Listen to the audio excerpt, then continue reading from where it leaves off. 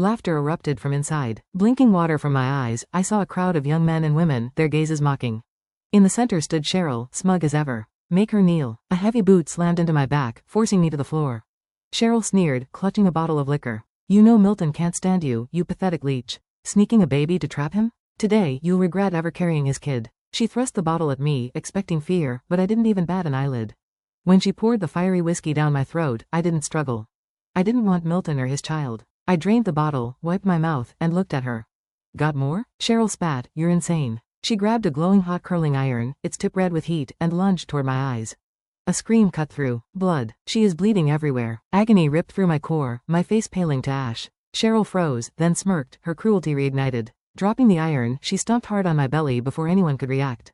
Blood gushed, and I blacked out without a scream. In the hospital's surgical office, Milton was flipping through patient files.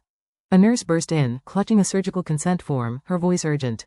Bad news. It's Miss Gallagher. He cut her off, his voice flat. We're done. Don't mention her to me. She pressed, frantic. She's been rushed in by ambulance with a massive hemorrhage. We need to transfer blood bags from another hospital. Sign the consent, please. Milton glanced at the form, then, with a smirk, tore it to shreds.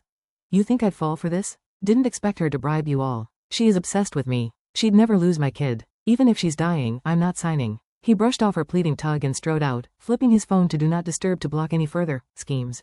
That night, past 10 p.m., he switched it off. His screen lit up with over 100 missed calls, including dozens from the hospital dean.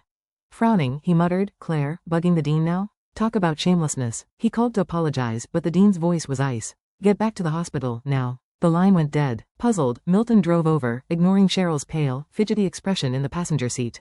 The dean always valued his work, and he didn't get the sudden venom. He was ready to give me a piece of his mind for stirring up trouble. As he stepped out of the elevator, a sharp slap cracked across his face. Stunned, he raised a hand to retaliate, then froze. There stood Margaret with swollen eyes. Mom? What are you doing here? He stammered. She roared, her voice raw with fury. You monster. Why didn't you sign the consent? Because of you, Claire miscarried, hemorrhaged, and lost her uterus.